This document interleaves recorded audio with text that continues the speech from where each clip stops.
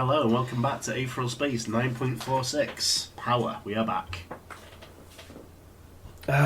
Welcome back. I read the first line that this is not the fight from last chapter. Oh. I'm sorry. That was not very RRR of you. I'm sorry, your criticism is actually killing me.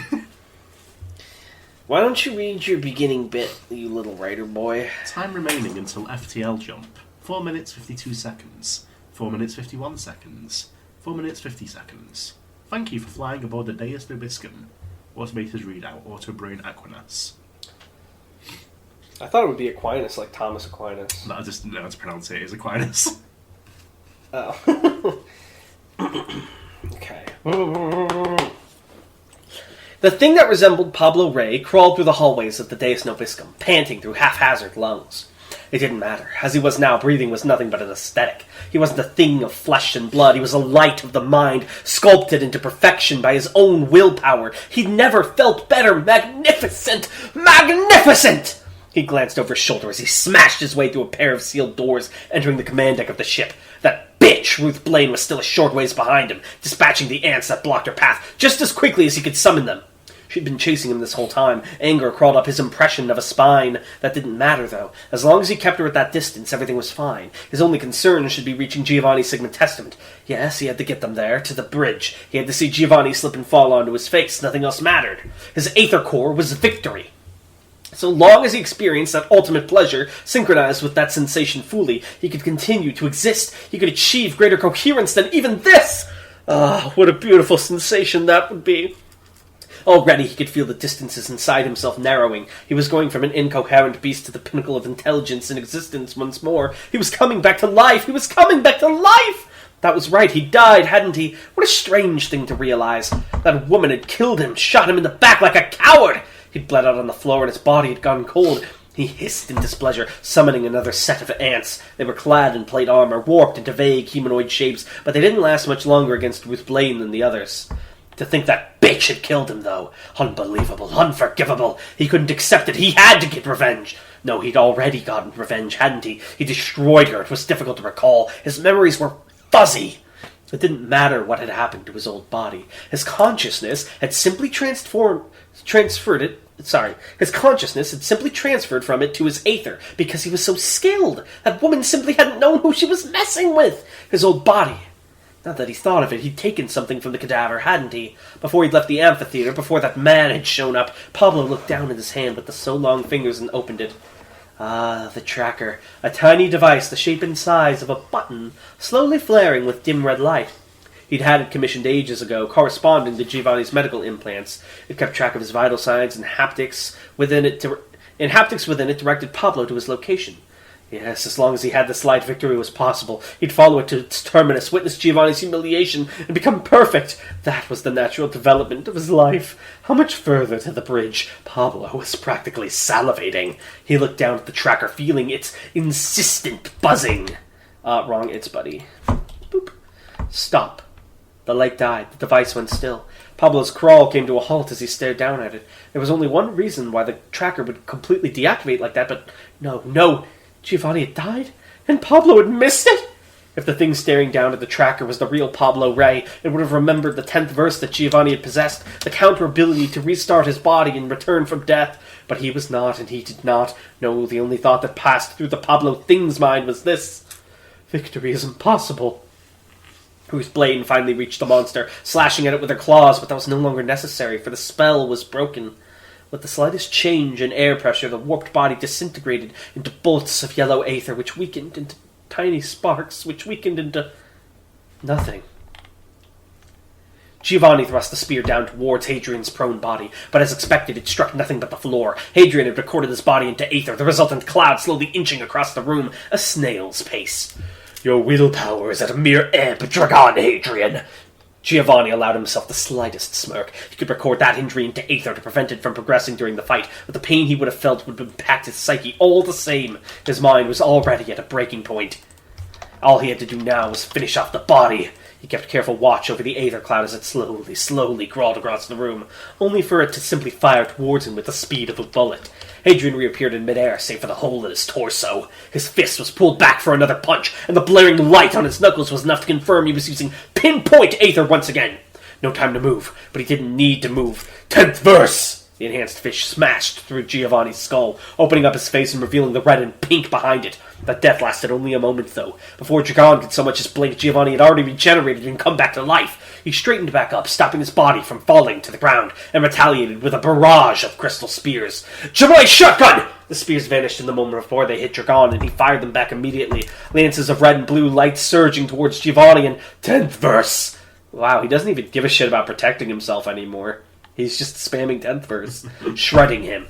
As expected, that didn't kill him either. Before the chunks of his body could hit the ground, the missing tissue had already reappeared, restoring his form just in time for him to fall to one knee. A chain burst out of his back, pulling him away from Dragon's next attack. That was fine, though. By no means did Giovanni coming back to life mean that this was a hopeless fight. Far from it. When he'd come back the first time, he'd said that he'd used the recorded flesh to repair the damage that had been inflicted. Assuming that was true, that meant there was a limit to how much Giovanni could heal. So, all Dragon had to do was keep killing him until it stuck. Ooh, popcorn. The void of death was coming again and again, closer each time. The feeling of utter cessation was a truly terrifying thing, but that voidish maw had been at the back of Giovanni's mind for a long time now. He would not let it unsteady his grasp. 10th verse was a counter ability just like his auto-dodge. He had to activate it before the fatal attack hit or else it would be useless. Dragon had already demonstrated the intelligence required to get around the auto-dodge anyway, so Giovanni would be better off relying on his resurrection now. He would meet Dragon Hadrian with sheer crushing force again and again and again, until it stuck. First and second verses. Sharp red crystal sprouted out of his aether, forming a shell of armour around Giovanni's body. Red spears protruded from red gauntlets, red spikes punctured the ground from the bottom of red boots. Red tears poured down the surface of a red helmet. All the world became a crimson shade. Now then, Giovanni rasped, standing tall. Shall we do it? Fragments of crystal broke off his armour as he moved, but new crystal instantly grew in to repair the damage. This was the first time Giovanni had combined the first two verses in this way, but he could already feel it was the perfection of the technique. Only now, at the very end, did he feel such clarity. Dragon Hadrian looked pale. No wonder with the substantial blood loss he'd endured, and the stressful situation he now found himself in.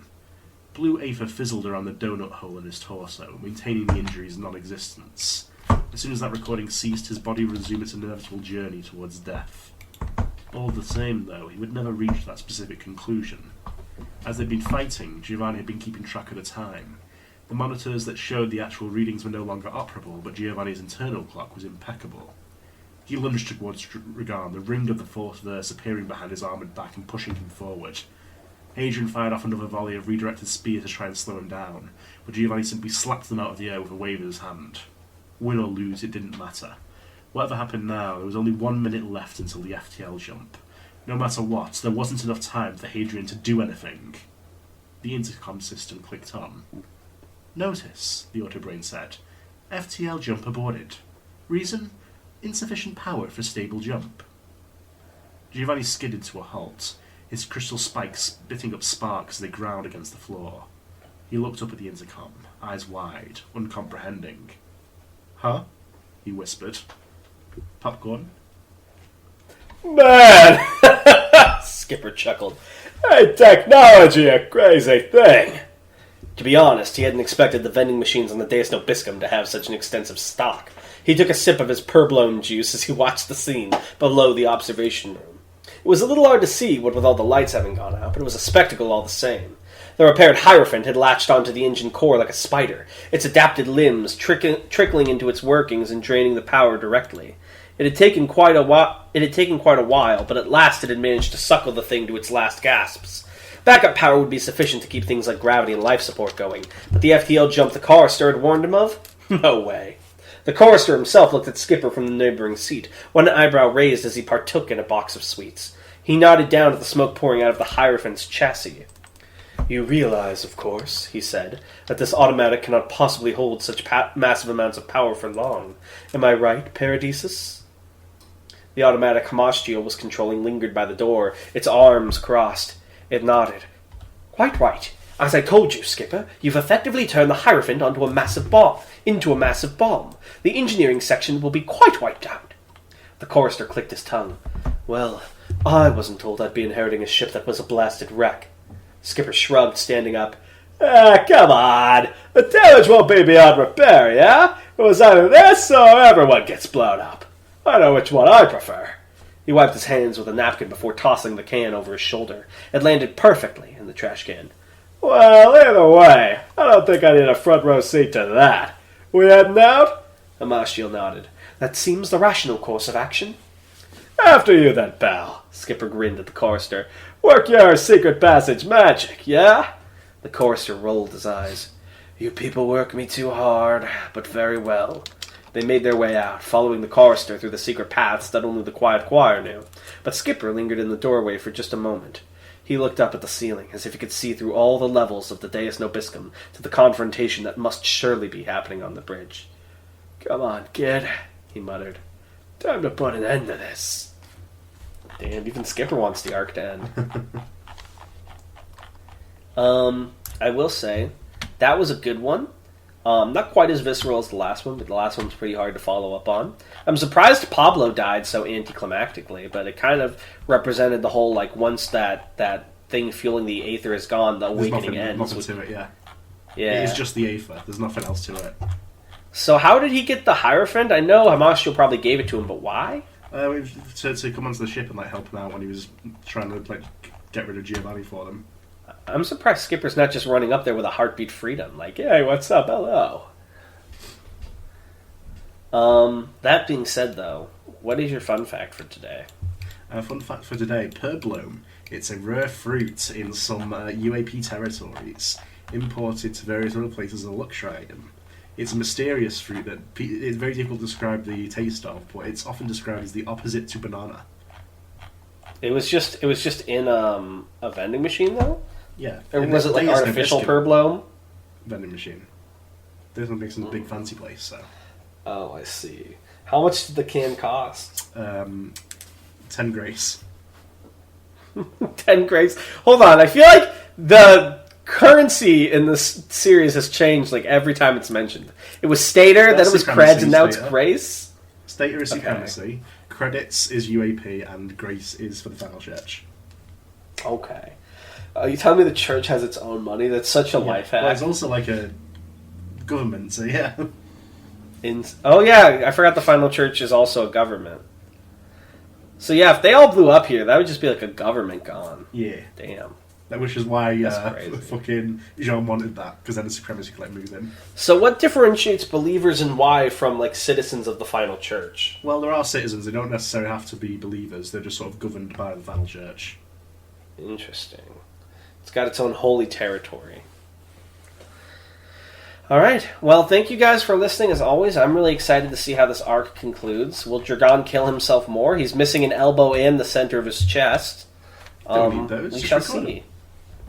What if they're all out of... What if he's like, I knew you could bring me back, and they're like, actually, we're all out of Panacea. I'll just be built different. There was something weird happened on the planet Panacea, and there's been a supply shortage. I hope that's not an issue. Alright, we'll see you guys next time. Bye.